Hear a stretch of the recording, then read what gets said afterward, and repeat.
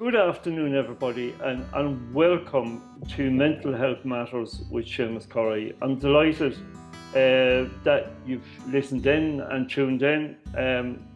These episodes go out on Spotify and YouTube, and if you haven't already tuned in or followed or subscribed, please do so both on Spotify and on my YouTube channels. I am delighted to have with me this afternoon and this evening an individual who wants to share her own story about her own mental health journey. And as this is the podcast series from Mental Health Matters, I want to share with you the stories that matter to people, their own stories of their mental health journey, in the hope that if you are struggling, or if you're really struggling with your mental health, you might find or listen or hear something in these stories that will make a difference to you, that will encourage you to step out and seek that support and seek that help. My guest this afternoon is Angie, not her real name, because she asked to remain private for various personal reasons. So for the purposes of this recording this afternoon, I welcome Angie to Mental Health Matters. Good afternoon, Angie. How are you? Hi, Seamus. Thank you so much for having me. I'm good, thank you. Good. It's good to have you here, Angie. Angie, I've read your story, and you sent me the kind of skeletal version of your story, and it's an incredible story of your own mental health journey. For the purposes of my listenership, tell us a little bit about who you are, Angie, and where you're from. Hi, Seamus.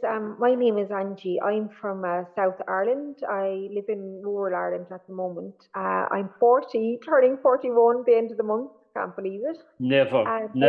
I don't believe it for a second. I know. I have a lovely little boy, and he's 2. I'm a qualified general nurse, but just due to mental health reasons, I had to give up nursing. So I now work as a healthcare assistant, which is a very rewarding job as well as nursing. I have 2 brothers and 1 sister, and that's kind of me at the moment. Great, Angie. Thank you so much for that, Angie. I want to ask. We're both from Ireland, right? We're both from Southern Ireland. Your experience of growing up will be completely different to mine, and from your perspective, Angie, can you tell me a little bit about how it was for you growing up in Southern Ireland as a child? Well, I would have grown up in the 90s, Seamus, in Ireland, in rural Ireland, and life for me growing up was actually quite difficult. Um, when I was quite young, my mum has an illness called schizophrenia, so she spent an awful lot of my childhood in hospital. And back then, when people were in hospital, they were kept in for a lot longer than now. She could, you could be in there for over a year, whatever. Yeah. And I suppose an awful lot of stigma around, mental health, like schizophrenia. Like I was told that she had schizophrenia, so that didn't mean anything to me. But it was very difficult growing up in rural Ireland, having a mother that had schizophrenia. We were the talk of where I was growing up was quite rural, and we were the talk of the place. And then my dad got a girlfriend, and she moved in with us. And again, I was trying to hide who she was. People were like, "Who's that woman that's in your house all the time?" I was like, "Oh, that's my aunt." So yeah, I did find growing up in rural Ireland quite difficult. Again, I suppose stigma around the mental health, and me as a young child trying to pretend that my mum was at home looking after me, and she wasn't. She was in hospital, and people knew she was in hospital. So I had quite a difficult time growing up in rural Ireland. Yeah, I suppose you also shared with me, Angie, that life within your own home was quite difficult. You experienced an awful lot of childhood trauma. And you mentioned that. Would you be comfortable enough sharing a little bit about that in terms of your own experience? Well, I suppose my own experience, like I didn't have a mum growing up, Seamus. Like that's quite difficult. And me as a child, I can remember going into the hospital to see her, and I was quite young, maybe 5, 6. And I used to be so afraid in the hospital because, there would be other patients in there, and, they were quite unwell, and they used to look unwell. And that used to really, really, have scared me. Mm. Yeah, I did have quite difficult. When I was growing up, like I often me my younger brother used to go home from school and there to be no adult in the house. Like I would have gone to school hungry. We would have grown up. We wouldn't have had much money. Sometimes we didn't have a car. We wouldn't have had a house phone. Yeah, I had it quite difficult growing up. Seamus, to be honest with you. Okay. And eventually, eventually, I presume you went through school and you grew up as people did. And how did how did nursing come into how did nursing come into play? How did that happen for you? Well, I suppose with my mum being unwell and when she was at home, I suppose I used to look after her. So that was kind of there since I was very young. As Mm. I said, like sometimes me and my brother would, when we left school, we'd go home, we'd be on our own, and I'd have to look after him.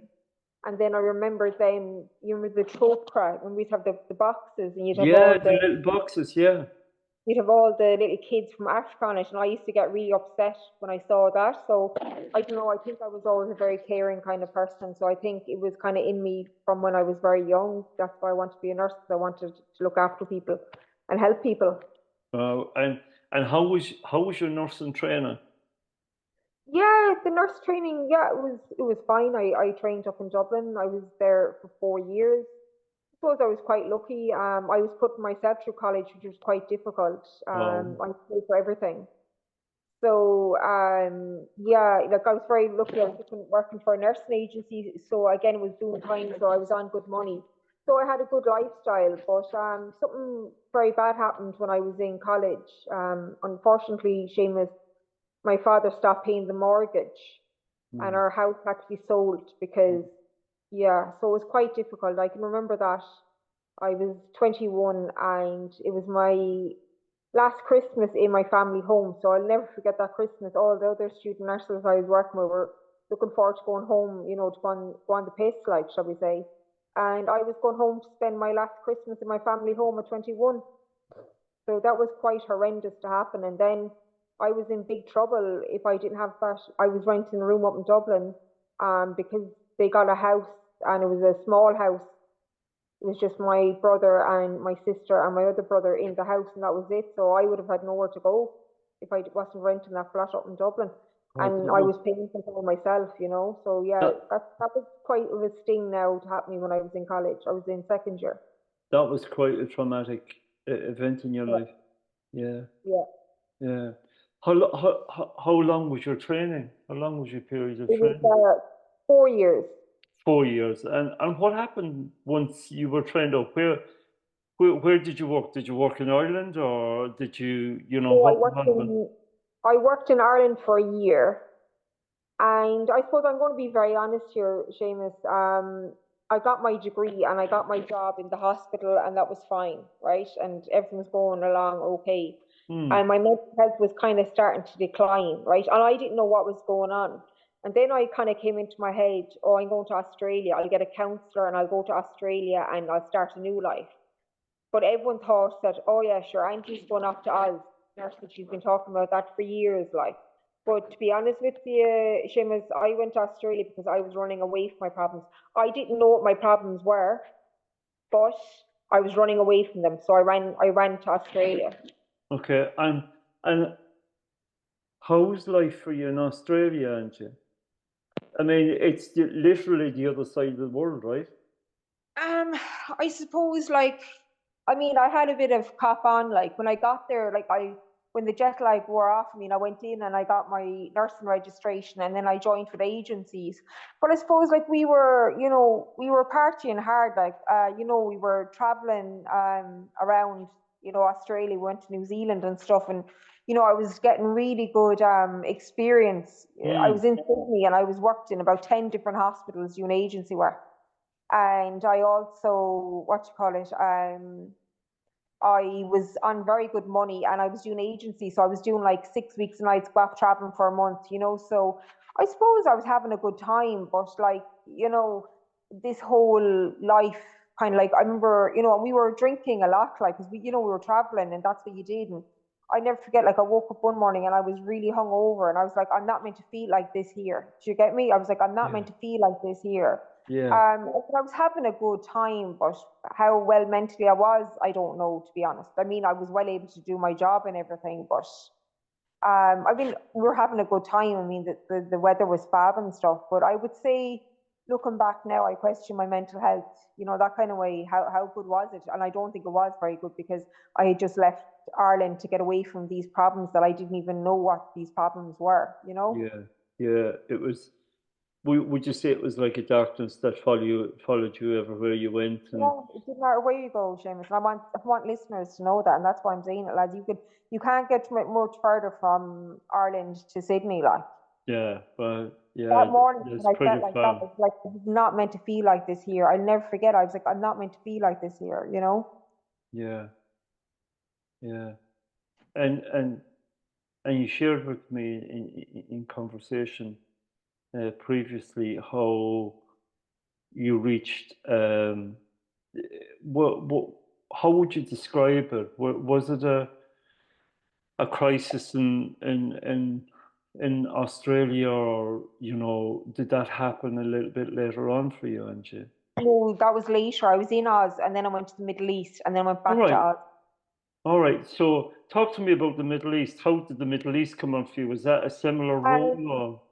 I had a partner in Ireland and we decided we'd Hmm. go on a break because I was only meant to go for the year. I got a year leave of absence from the hospital. Hmm. And he came over. I was there about 4 months, and he came over. And then I suppose he kind of sat down, like the poor fella looking back at him now. But we were very young, like we only got 24, 25. And he Yeah. kind of sat me down. He's like, when are you coming home? Because anytime he ring me, sure, I was on a high. Like I was like, oh, the weather's fab, and I'm going here and I'm going there. Like I wasn't living in reality, really. No one gets to be, I mean, I was jet setting around the place. Yeah. So I got this mad idea. I was like, oh my God, I'll cut my visa short in Oz. I'll get a short term visa for the Middle East, and then I'll come home and go back to my job, marry him, and have kids. That was what the plan was. Okay. So I got on it, and then I got onto an agency, and they said, "Look, it's going to take a while." So I was going off to New Zealand, and they were like, "Go off to New Zealand, and when you come back, we'll have a chat." So I said, "Grand, that was fine." So then, anyway, I was all set to go anyway, and then one night I had too much drink in me, and I was crying down the phone to him, saying, "Oh, I don't want to go back to Ireland. I don't want to leave here." Blah blah blah. Then he said, "Right, that's it. We're over." And Wow. then yeah, and then like 2 weeks later, I was on a flight out to the Middle East, you And what know? and what happened in the Middle East? Did you get work out there? Did you get a Yeah, job out there? I got a lovely job. I was working with the royal family, so No that was way. yeah, it was an amazing experience. And it was amazing. Like I'm actually glad I did it because I went to on my own, like and I was 25, I was Yeah. 25, went to go live in an Arabic country on my own. So it was quite eye-opening and stuff like that. I was very proud of myself to do that. And Yeah. you know what, James, I'm glad I did it because I got to mix with Arabic people. I got to see their culture and everything, and they were Mm. actually very nice people. And again, I suppose I did spend a lot of time on my own because I was living on a compound and most of the nurses were a lot older than me. There was only two girls my age, and sometimes we were working opposite shifts. So I did spend a lot of time my own as well. So I did a lot of reading and stuff. But no, it was an amazing experience, and they were. I mean, there's not many people say they did that like. And then again, I got an offer then to go to Germany and Switzerland. They wanted me over there to look after another member of their family. So that was pretty cool experience jetting around. Germany and Switzerland. Yeah, it was an amazing experience. And then Mm. my contract ended, and I suppose I was young and I was just thinking about my career. So I decided, like while I was in the job, because it was only short, it was only a short-term contract. I decided to go back to Australia. There was nothing really to go home to. The hospital gave me another year off, and I had no partner. So, and Ireland was in Mm. the recession. So Yeah. I went back to Oz and I had this big plan of everything I wanted to do. I wanted to do my master's and further my career. And look, I'm going to keep a long story short. I was there I went back in the October, and then it was actually July 2010. I went back to Ireland in the June, And some people were very worried about me. They were like, "You're not right," like, and I was like, "I'm fine, I'm fine, I'm fine." Oh yeah, and then further my career was quite upsetting. I got my residency in the process, and I also found a master's I wanted to do in Sydney in the university there. So it was all looking very, very positive, shall we say. Like I Yeah. didn't want to be in Ireland. I loved the sunlight, you know. Anyway, look, long story short, I went back to Oz anyway. And then to make it worse, I had just moved into a new apartment with a girl that I worked with because the house had been living in wasn't great, like, you know. So I came back and then we'd no furniture because it's different over there. You need to furnish the place yourself. All we had was like a television, a kettle, and a bed. That was it. Okay. And then, look, long story short, I was in work and my concentration and everything was starting to go, and I was really struggling. And then I had to call in sick to work, and then my mental health just went in decline extremely fast. Went in decline, and this girl was very worried about me. And I said to her, because she had to go back to the UK, I said, "Let's just go." I said, "I'll be fine." And then I was out on sick leave from work. It was only for a few days, like, and then I just became suicidal, Seamus. There was a 5 story. We were up five story, like, and I was contemplating jumping out of it. And I had my phone, and I rang a helpline, would be like the Samaritans here in Ireland, and I was on the phone, and I was literally on the phone for a short minute time. This lady was like, "I need your address right now." So I gave it to her, and then an ambulance beeped me, and I went down into the ambulance. And I never forget, because I look very young, like, you know, I was 25, but I probably looked 20, like, and they were looking at me, they're like, "What's going on?" I was like, "I don't know." And they were so nice, because the hospital I work in was the ED on call, and I begged them not to bring me there. I was like, "I work there. That's fine." So they brought me to another hospital, and it's upsetting because I would have worked in that hospital the year before as an ED nurse, like, you know. But anyway, I went in, and the doctor was very nice, and then she goes, "Okay, you need to be admitted." I said, "Fine." And then I was ringing people in Ireland, telling them, like, "Look, I'm in a psychiatric hospital." Like, they were like, "What?"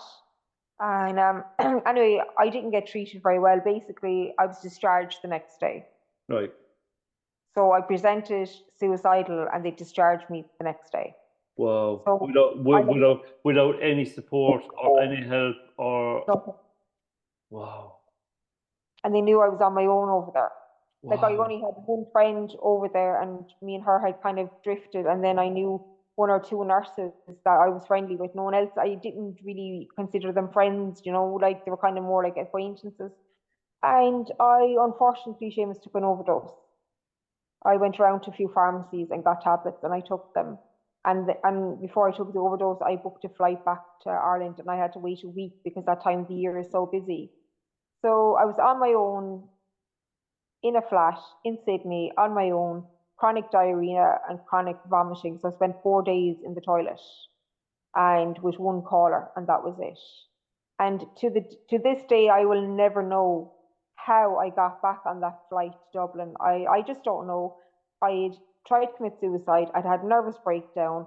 I went and got help. I was discharged, and then I took an overdose. And I somehow made it back to Ireland, and how I know, I'll never know. And then on top of that, then when I got home, I found out that my dad was in hospital. He had been living abroad in Southeast Asia, and I had seizures, and he had they weren't cancerous, like they were benign tumors. So he was in hospital getting brain surgery, you know. And then my older brother collected me, and he brought me down to what you call it, to my sister. She lives in very rural Ireland, and then I started feeling suicidal again. Brought me to the GP. The GP says that girl needs to go to hospital. So I was admitted to hospital, and I spent 6 months in the hospital. And they did their best with me. I had an excellent consultant. He just turned around. He was like, "Angie, I have something to tell you." And I said, "What, doctor?" He says, "I've read your notes. I've read everything." And this, I wasn't in that long. He goes, "You have been very, very unwell for a long, long time." He says, "Yes, you were functioning." He goes, "But mentally you were very, very unwell." He said, "For years, you know." And I suppose I didn't get to say that, but when I was 15, 16, I knew that I had schizophrenia, you know. I used to go drinking with my friends, and, you know, dish drinking, like when you're that age. And I used to get really upset with drinking me, and I used to talk about things that had happened to me as a child and stuff, you know, and none of my friends reacted. None of them ever acted like that. So I knew as a teenager I had schizophrenia. Anyway, so long story short, they started me on a medication after a while called Clozaril for schizophrenia, and what you call, you know, I responded very well to it, and then they got to discharge me, and then the good old HSE had nowhere for me to go. They were like, my consultant was like, right, so where do your parents live? And I said, I don't have a family home. And he goes, did you ever catch a break? I said, no. And then I was very lucky. I had a very good friend that stepped in, and my friends and family were very good to me when I was unwell. They kept coming up to see me as much as they could because they were all working, like, and it was far away from everyone, you know. And I'm glad it was because they wanted to transfer me down to my hometown. I said, I'm not going into the hospital in my hometown as if, like, I'm embarrassed enough as it. So a friend took me in, and her husband had only ever met me twice. So they were very good. They were renting, and they didn't charge me out, and I just had to give them 50 quid a week towards stuff. And I was with them on and off for 2 years. I went back to work up in Dublin, but it didn't work out. I had a relapse. Anyway, long story short, December 2012, I was admitted to hospital. Brutal experience. I was very unwell, and they just discharged me. But I had another excellent consultant. I met him. He said, right, he goes, I'm putting you on lithium. He put me on the lithium. I responded very fast. He sent me over to a team called the Rehab and Recovery Team. And my God, Seamus, did I recover. What they did is they got me intensive CBT and counselling. They got me a flat to live in. They showed me how to cook food. They helped me budget my money. They got me into a program called, they got me into a program called the National Learning Network, which was amazing. It's like a rehabilitative college. So I went there for 2 years. I put on an awful lot of weight. I was like 7 stone. I was so thin, and I went up to 13 stone. I was never heavy like that. And I used to go to the gym 3 times a week with the nurses and the OT, and they actually got me free membership to the gym. And it was a very hot summer in Ireland, 2013. So I used to, on my days off when I wasn't in college, I used to go and I used to walk everywhere, and the weight fell off me. And yeah, so that's what it. And then I left and I got a job then doing home help. So that was amazing. I was only doing 10 hours a week, and I was still on my disability. And then I started to become voluntary work. I signed up and I became a Sea Change ambassador. I did a huge amount of things for them. Okay. Can you explain about Sea Change and who Sea Change are, Angie? They're an amazing organisation here. They're called the National Stigma Reduction Programme. They're trying to get people like me out talking about mental health, and they're trying to stop the stigma. So I would have gone around to like a lot of different groups. Like I went to the IFA, I went to the ICA, different groups, telling them my story about mental health and everything, all about recovery. I would have done photo shoots with them, just coffee mornings. People would openly talk about mental health. Like it was an amazing experience. I really, really enjoyed it. And just the benefit that voluntary work had on me. And then I would have done somehow, I don't know how I ended up doing it, but one year, it was the same year, 2014, I actually did the PR for the council for their social media for the St. Paddy's Day parade, and that just opened up doors to me. Wow. So different organisations in my local town. So I got on doing a lot of charity work with them. I was their PRO and public relations officer and everything, which was quite amazing. I would have done the cycle against suicide as well. I would have been on like the papers and stuff about my story about the Samaritans. And then another very good thing for me in 2014 is I just decided to give up alcohol. It didn't suit me. Yeah. And I reckon that's the day my recovery really began. I gave it up in March 2014, and I'd absolutely no problem giving it up. That was it. I went on to non-alcoholic beer, and here I am 10 years later. I'd half a glass of champagne at a wedding and I put it down. I was like, I don't need it. Wow. So I think that really aided my recovery as well. Yep. Exercise, I joined. We set up a walk and talk program with a few friends in the hometown as well. So we used to go walking every night, and I used to go swimming and everything. Yeah, so yeah, it was brilliant. And I suppose that's one thing for listeners, like the impact voluntary work could do for you. Like we held a coffee morning. Like this is amazing. Like we held a coffee morning. We raised €2,500 for a cardiac monitor for the pediatric unit, or no, special care baby unit in the local town. Like that's amazing. 2,500 in a coffee morning. That was a lot. So I did an awful lot of voluntary work, and it wasn't always mental health, which was great. That it was all different. I was with music festivals and everything. It was just amazing, and I made really good friends. Seamus, I'm still friends with these people to this day, like, which is amazing. Good. So I suppose, yeah, and then I was working away, I was getting my disability and everything, and then I met my partner. This time, it was actually this time 8 years ago, I met my partner, and we were together the 2 years, and then he said, "Do you want to move up?" And I said, "I think I will." And I moved up in 2019, and then I was doing a bit of agency work, and then I got a job in a nursing home, and that was grand.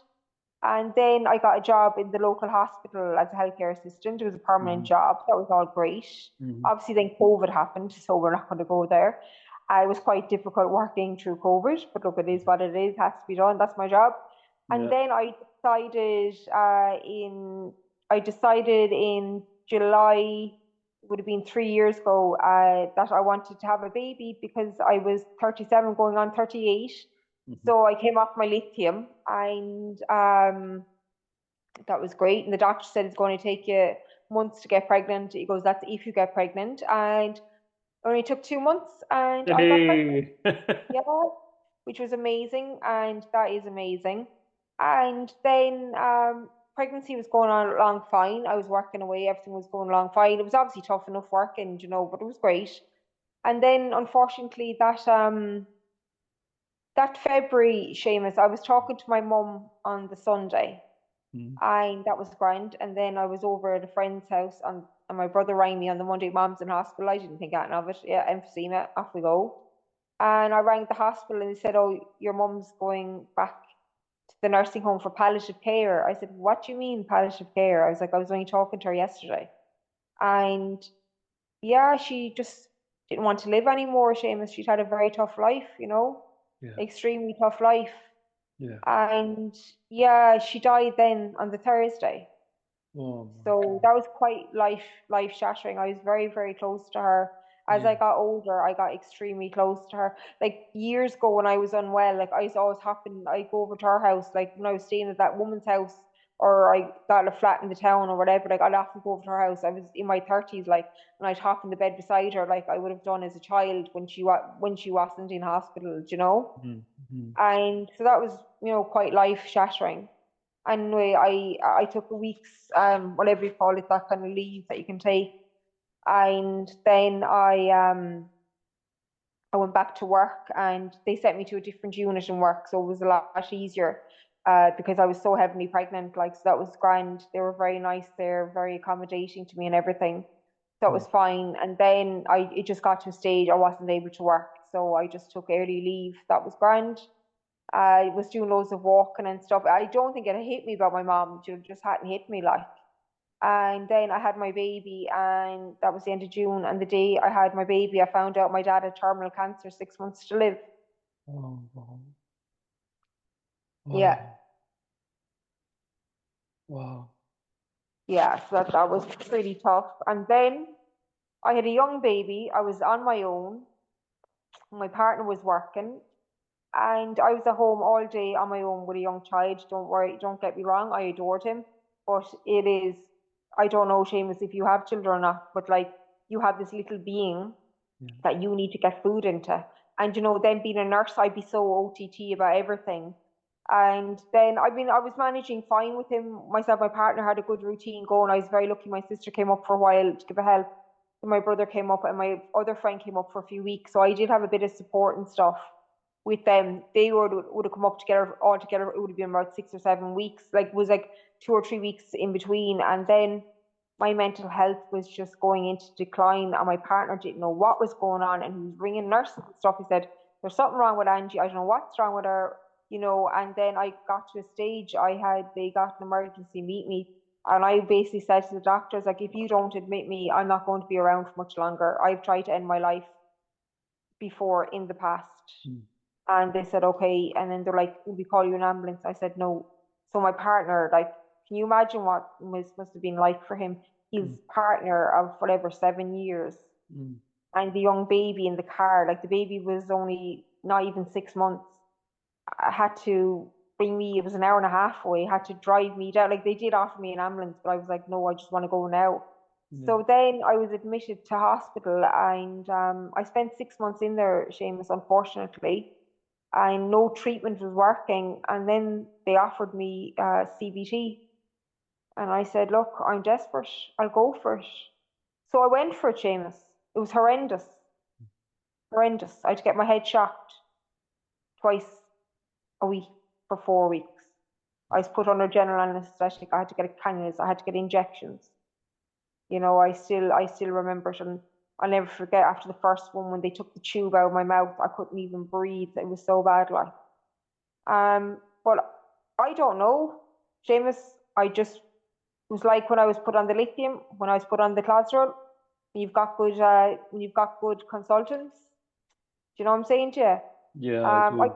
responded very fast, and I was discharged. Again, I shouldn't have been discharged home. Discharged home after spending 6 months in hospital and getting my head shocked and being sent back to rural Ireland to an 11-month-old child and to my partner, and that's it. Yeah. Now, he had got a childminder in because, he was working, so he had to get a childminder in. Yeah. I should have been sent off somewhere for at least a month to let myself, recuperate and get myself. So I was discharged from hospital, and I suppose, Seamus, compared to the way I am now to this time last year, I was quite selfish. I was only out a few weeks. I went off with two friends. We went off to a city together. Now I am very proud. I was proactive. I was like, right, I have a childminder, and my driving wasn't great because I really hadn't drove in a long time, and I had got a new car before the baby was born, to have more room for him and stuff. And I got driving lessons, and I also I went swimming and stuff, so I was proactive when she was here. Like, this wasn't all the time. I was on my own Monday and Tuesday, but she was here Wednesday, Thursday, Friday. So that was amazing. Do you know what I'm saying to you? Yeah. And I was very proud. And then I hooked up with a friend that I knew up here. I met her through mental health work, and we decided we'd do a Christmas event. So I got back into the voluntary role, and we had a great committee, and we had a great Christmas event up here. But yeah, the interesting thing now about the Christmas event, I'll tell you, I met a psychologist when I was in hospital, right? So they said it's fine. So I met her in the August, that was fine, okay? Then I went to meet my consultant, that was fine. And he said, we'll just call her Sarah, said, you're really going to benefit from the psychotherapy. I was like, I will, I said, because I did in the past. Now, this is what I was told, Seamus, come back to us in 3 years. That's what I was told.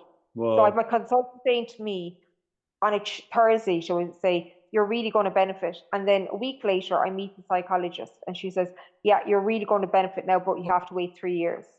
Wow. So wow. I was discharged from hospital. I didn't have much follow-up care, to be honest. I didn't. It was just that I was just so resilient, that kind of way. Absolutely. Absolutely. I met my doctor once a month, yeah, but that was it. I had no key worker or anyone ringing me saying, are you okay? Like, I shouldn't have been discharged home to an 11-month-old baby and my partner, and I got my head shocked for a month. Absolutely. You know what I'm saying to you? Yeah, look, very irresponsible. Look, it is what it is. What can I do? In the end of the day, they kept me alive, and they got me the treatment, and they got me to the point of recovery. So I need to be thankful for that. And as I've said, and I will say it, I've had excellent consultants. I had that first lad that says to me, look, Angie, you've been sick for years. He said it straight away. I was only in the hospital a week. He said, it wasn't going to Australia that made you sick. He says, you have an illness that you inherited from your mother. You have schizophrenia. And he put me on the right medication. My second doctor did the same thing, and my third doctor got me the ECT. So, there's pros and cons. So I would be a lot more on the positives, that there's great services out there, there's great treatments out there, but there's also problems. But it wasn't my consultant's fault, and it wasn't the psychologist's fault. It's just there's just not enough staff, and there's such a demand for counselling. But anyway, long story short, the event that we raised for, that charity got me, and I was only waiting 3 weeks, and they got me counselling. So I got 10 free sessions with them, and then I got counselling through the what's it called? Because I work with the HSE, you can get 6 sessions. So yeah, so it has been quite a journey.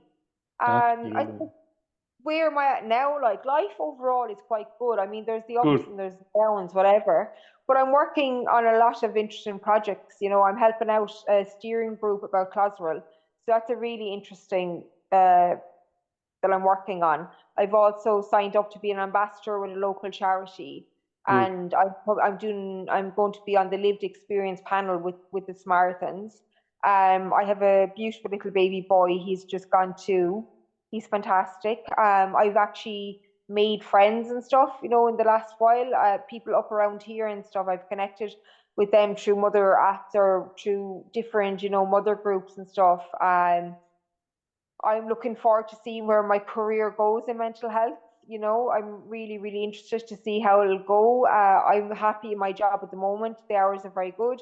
I have to say the HC were very accommodating to me, because they gave me extended sick leave that I needed for the year. I couldn't work, and I'm back in work now since the end of April. It's going very good. The hours are great. We have a great childminder. I can collect Ben at 10 to 6 every evening.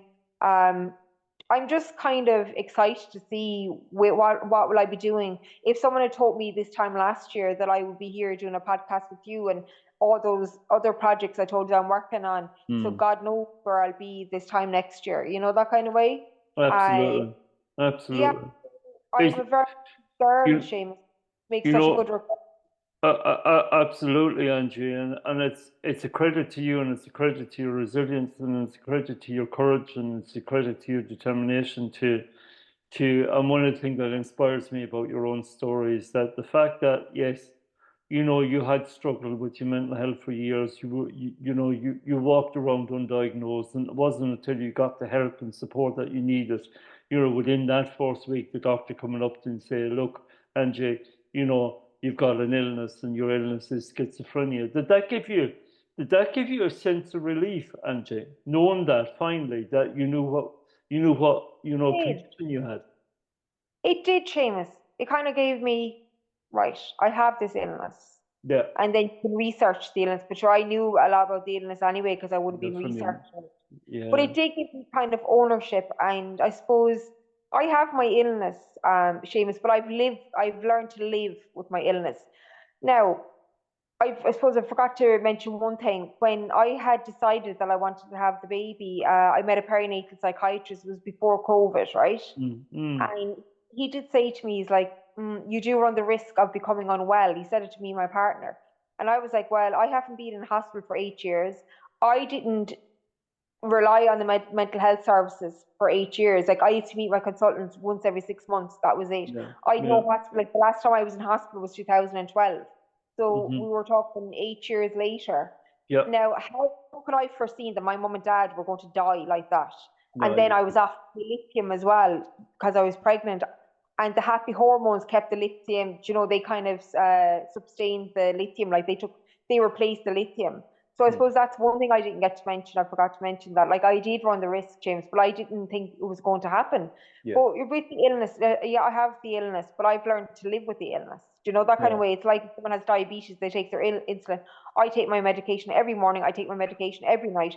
I gave up alcohol as well because that hinders your, for your liver to be able to metabolize your Mm. tablets as Mm. well. And as well, I'm glad I don't drink because drink didn't suit me. I used to get really upset. I used to get blackouts. Like, I mean, you were talking about the nursing college. Yeah, I had a great life, whatever. But like, I used to go out at night and I'd wake up the next morning and I wouldn't even remember leaving the house. Like, sure, that's no life to live. Like, Yeah, absolutely. so I spent 100 quid to go out not to remember the night. Like, and then when I was hungover the next day, like, because you're on such a high from your night out, you're so depressed. And I got the worst hangovers in my life. So, yeah, I'm very glad I gave up alcohol as well. So, as says, I have a clean, healthy living. I have a good weight. I eat healthy. I do a lot of exercise. I'm looking work. I'm on my feet the whole time. So I get low because I can't walk as much now because I'm in work, but I'm getting the exercise in work. But Good. yes, the day he says you have schizophrenia, Angie, and you inherited from your mother is the day I was like, okay.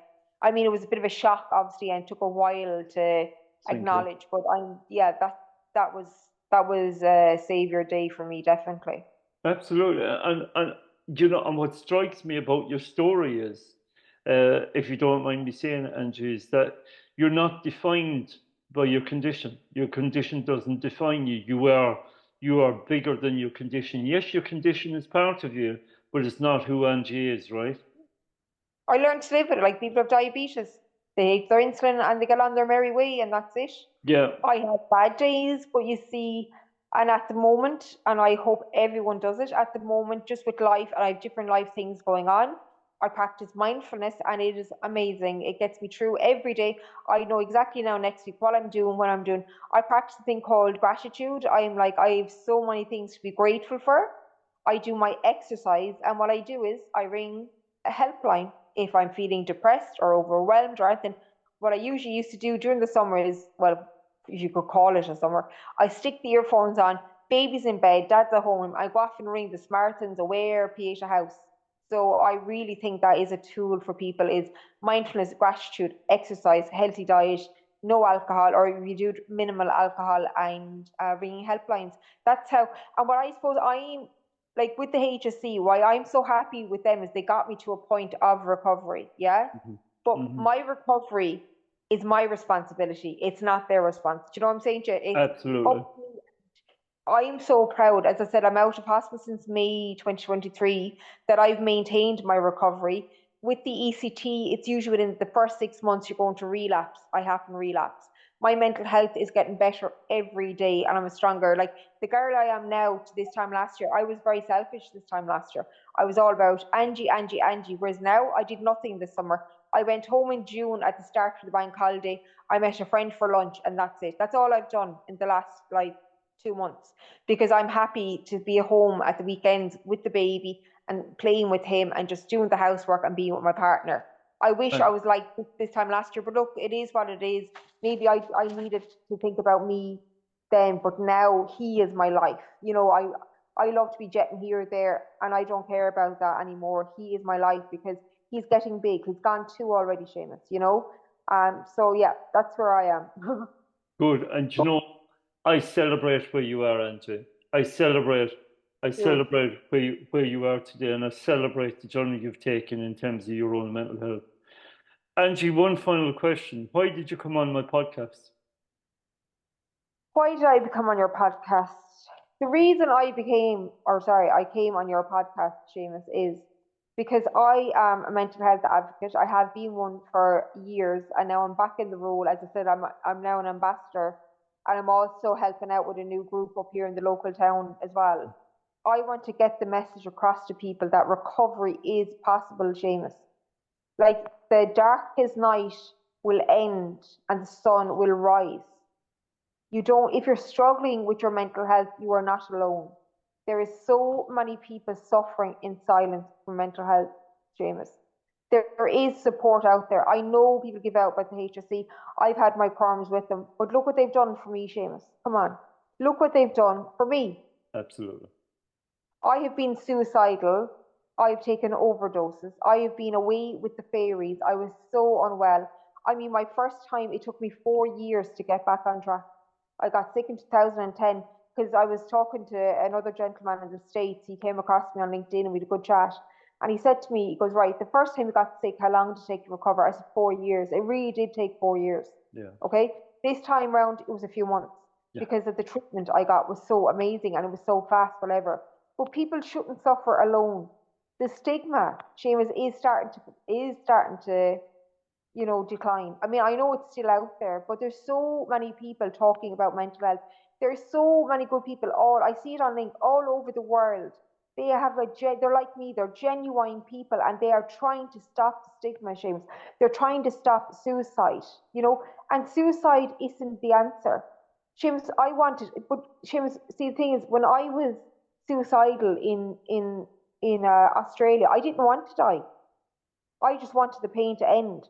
I don't know what was causing the pain. I know now it was my illness because I had a breakdown. Yeah.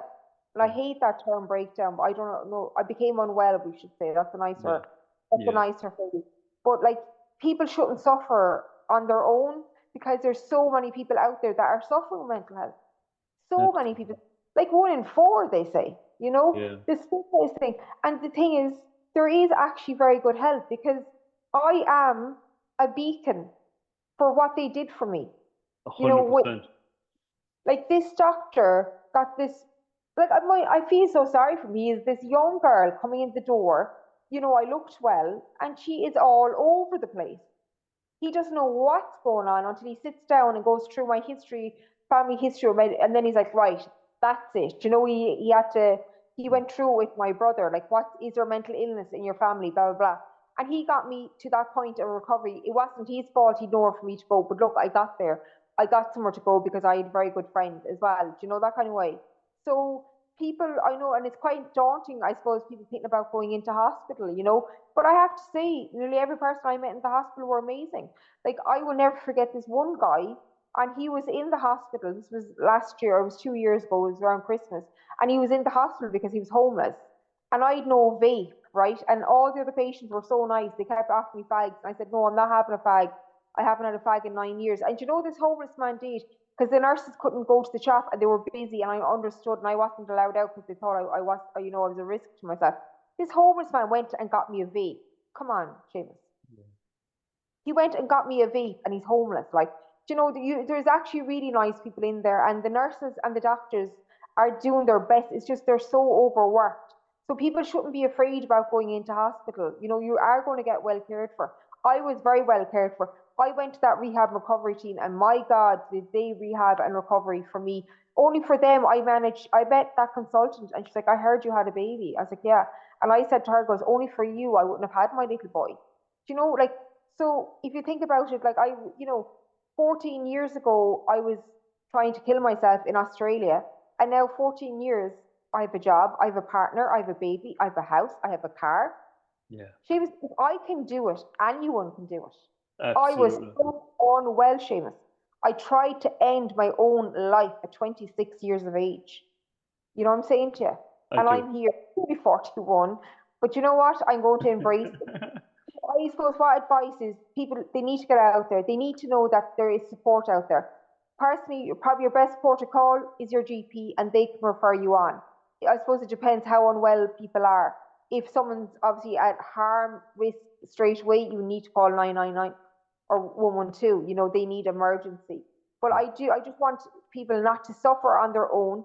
There is amazing treatments options out there between medication, and there's so many different types of talk therapies out there. There's like cognitive behavioral therapy, there's another called DBT, there's counseling. There's so much out there. There's so much groups, James. There's so many support groups out there. There's so many helplines you can ring. And recovery is possible, Seamus.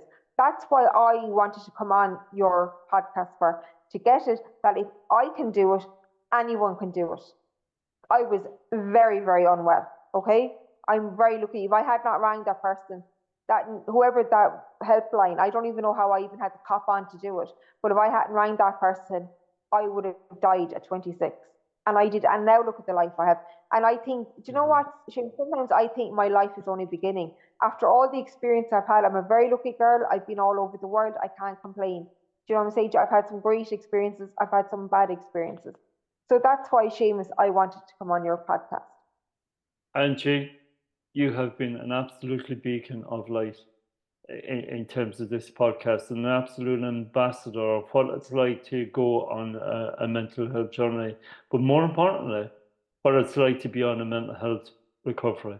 And I celebrate where you are today. I celebrate your recovery. I celebrate where you are. I celebrate the joy that's in your life, the bundles of joy that are in your life, and which you've already mentioned. And I absolutely, totally agree with you. The help and support is available, and people just need to reach up, reach out, and ask for help, because you'll get it and you'll find it. Links to some of the organizations that Angie spoke about this afternoon will be available in the show notes in terms of this podcast episode, both to Irish mental health services such as the Samaritans, such as Prater House, such as helplines that are available for people who want to reach out. And I would encourage on the back of this podcast episode that if you are triggered by anything in this episode, and that you do feel like reaching up and reaching out, Angie, I know that you've reached out today through this podcast, but you're also willing to reach out to people individually, and you know, give them advice and help, and if they do so, please get in contact. Please leave your comment underneath this podcast episode, and the help and support will be available. Angie, thank you so much for today. Thank you so much for your time.